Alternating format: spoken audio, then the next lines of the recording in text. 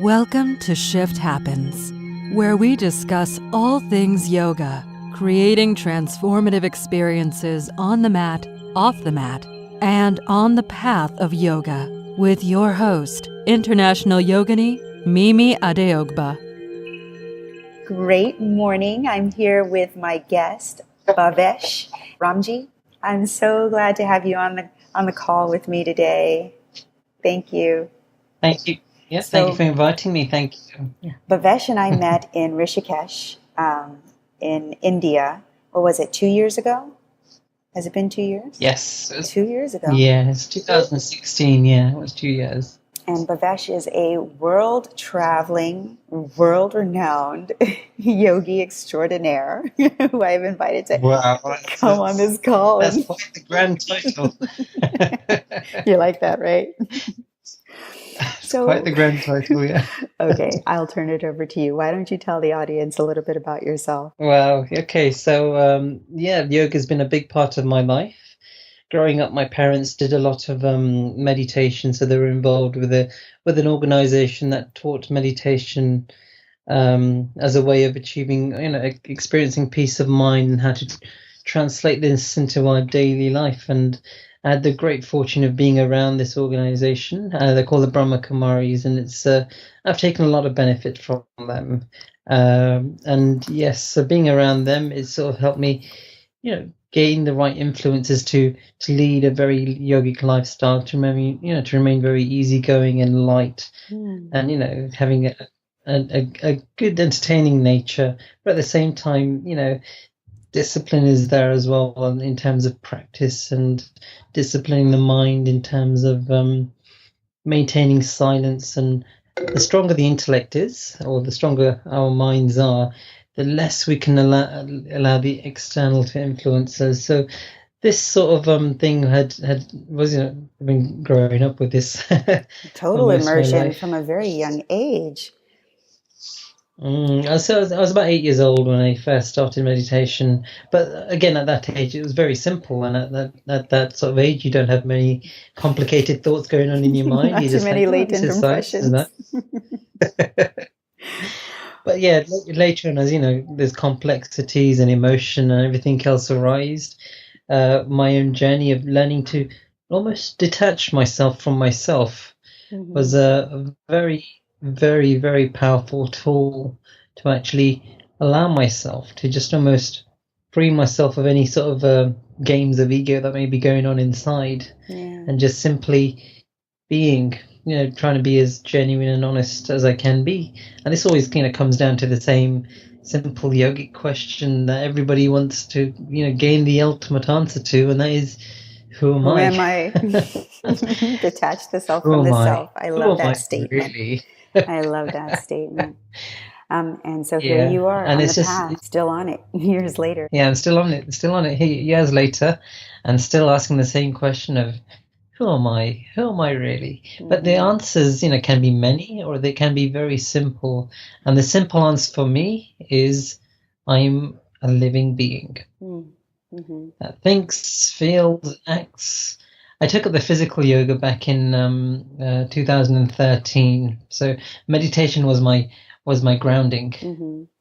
And then the physical is almost like it was a transfer. So most people come from doing the physical practice into meditation. Yeah, and for me, the journey was almost opposite. It was the meditation that developed a physical practice afterwards as well, which was it was fantastic. It was great. It was lots of transferable, the mind and the body. But at that time in my life, I was working outdoors, very active job. So I work as an outdoor pursuits instructor, so teaching rock climbing and canoeing and all sorts of adventurous activities, and being outdoors all the time, working really hard but not really warming up the body or cooling down the body and taking care of the body very well. I was just diving right by the time I was 29, I was just really, really stiff, like stiff as a board. I was amazed how stiff I ended up becoming. It was crazy. And then a friend of mine just said, you should try the yoga. And it was on a meditation retreat that I was sort of part of a team to deliver at the time, and there was a few yoga teachers there. And they said, you should try yoga. I go, okay, I'll try it out. And the first few classes I went to, you have your preconceptions anyway. The first few classes I went with an open mind and put my 100% in it. And it was a pretty intense class. It was one of the hot yoga classes, and at the end of it, I thought I was going to faint. I was like, "Oh, is this what yoga's like?" I'm surprised you're not saying that it was an Ashtanga class. Yes, I came out going, "Oh, I actually really enjoy this. This is enough exercise for me that I don't need to do any more." So then and it was really connected to it was really connected to the meditation aspect as well for me. So it was just a journey that I began in 2013 taking up the physical yoga as well as the meditation aspects of everything of my childhood. And it was just like, it was like one thing leading to another. It was an amazing experience, and it was very, very good. That's and then through my experiences of yoga, there's been lots of other things that have come out. But yes. So why don't you share with the listeners? I don't know if it's going to be viewers or not, but with our listeners, what is yoga to you? How do you define yoga? Yoga? Well, we all know the term of yoga being a link or a union or a connection. And it's actually that force and that connection between all things and being aware of that, really. So the first connection for me personally is connecting to myself and really having a really genuine and honest and loving relationship with myself. For me, that's the first bit. Mm-hmm. So who am I? And the answer that comes to me, and I sort of really go into the intoxication, well, I'm not sure if intoxication is the right word, but the experience is like an intoxication of the wonder of being a living person. I can think and feel and really appreciating that, and the experience of appreciating myself being living. And then there's a separation here between the body is different and then I, the spirit, am different as well. Mm-hmm. There's a complete so the body is like a tool to express through. However, I, the living being, is eternal, continually existing, before the body was created, and even after the body ceases to exist. Mm-hmm. I, the living being, will continue to exist. And just having the wonder of this experience just helps, for me personally, helps me maintain my self-respect. And just, going into that experience in silence is a wonderful experience. So that's the first sort of question of who am I? Mm-hmm. Who am I really? And it's this experience of, this real deep experience of peace, deep experience of contentment, and of love towards self. Are you saying then that in some way, shape, form, or fashion, that for you, yoga is who am I? Yeah. So this is, for me, this is the first question of yoga, of really having a deep, loving, appreciative, valuable relationship with ourselves. Mm. And that's the foundation for me personally. That's the foundation for something to be built, to build on top of. And then when I do that, it's almost, I'm looking at myself as a third person, so I'm completely impartial of what the actor, Bhavesh, the play, the body, may be doing. And then it's almost living the higher self, living being from another space. And, it's interesting. It's almost like you're talking to yourself. Yeah, but isn't that what yoga teaches us, is to be impartial observer of the self? Yeah. Being an impartial observer of myself and in the interactions of myself with the world itself. Yeah. So those are, for me, it's a play. The first, it's a play. It's a drama. It's a world stage to perform on. Yeah. And whether I'm on by myself or whether I'm with a group of people, it's okay. I don't. It's the experience of just being. That's what yoga is for me. The experience of just being, and just be, and then allowing whatever inspirations that come to the mind. But firstly, it's holding that sort of space, and then the right things come to like for making decisions. It's the first thing, the experience of just being allows something inside me like to open up, like the inner voice or my conscience or my ability to discern situations. Basically, the ability to discern comes through when I'm clear with my own thoughts and feelings with myself. And that's the next stage of yoga for me. When I can discern situations really well, then it's easy for me to maintain a light and easy nature. So yeah, that's what yoga is for me. That's beautiful. That's beautiful. What is yoga teacher training? You know, so many people come to me and they're like, oh, you're doing a yoga teacher training? What is that? And I'd love for our listeners to understand it from different perspectives, different paradigms. So you've gone through yoga teacher training. You did your 200-hour or 300-hour? It was just the 200-hour. Oh, there's nothing just about it. That's still intense. Yep. It's 28 days. So will you share with our listeners, from your paradigm, what is a yoga teacher training? A yoga teacher training, firstly, for me, it's just a deepening of the understanding of what yoga is all about. So it's not just the physical postures and what we're doing in an asana class. It's actually a whole holistic view of what yoga is all about, which is the whole philosophy side as well as understanding the anatomy side of things.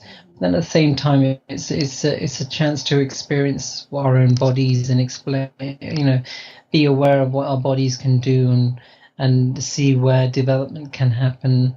It's a way of seeing what the thoughts in the mind are like, experiencing yoga. But in essence, for me, a yoga teacher is simply somebody who is further along the path of yoga, because ultimately we're all yoga students, really. Even as teachers, we can be classed as teachers, but we're actually just students further along the path. So for me, it's really healthy to maintain this attitude of I'm actually more of a yoga student than a yoga teacher. So even if I come to a teacher training, or even if I'm teaching somebody, my experience is just to be a student and learn from my students as well. So that allows me to continue to develop. So teacher training is great, but it's really important for me to stay connected to actually being a yoga student as well.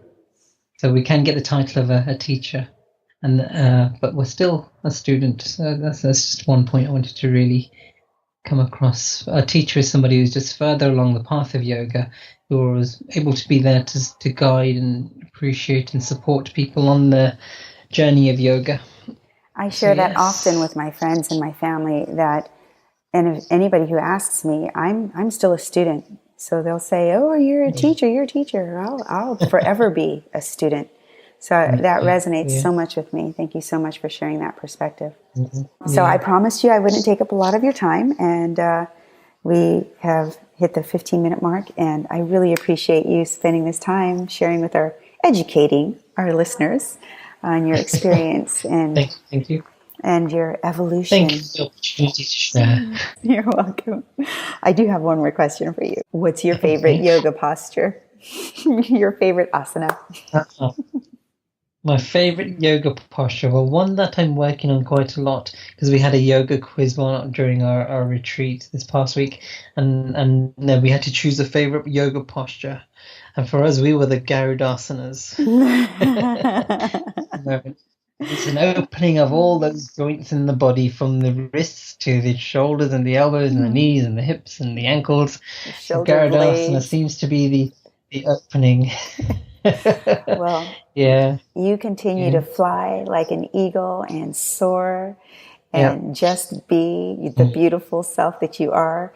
Another little known fact in this Skype conversation that you didn't share is that you are a poet as well, and I've been enjoying your poetry for years now. So continue to spread your love in this beautiful way. Yes. Thank you. So the poetry is going on really well. I've recently even just managed to get a publisher on board to print my first little book of poetry. So exciting times for me now. We have a published author on the call. You. Oh wow! Well, soon to be. Congratulations. So I'm really excited about all of that. So when that comes out, I'll be sending out this book everywhere. Thank you for joining us on the call. This has been Shift Happens with your international yogini, Mimi, and Bhavesh Ramji. Namaste.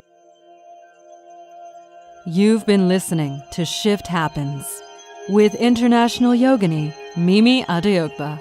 To learn how to build your own yoga brand while creating transformative learning experiences for others, or to listen to past episodes, go to yoginimimi.com.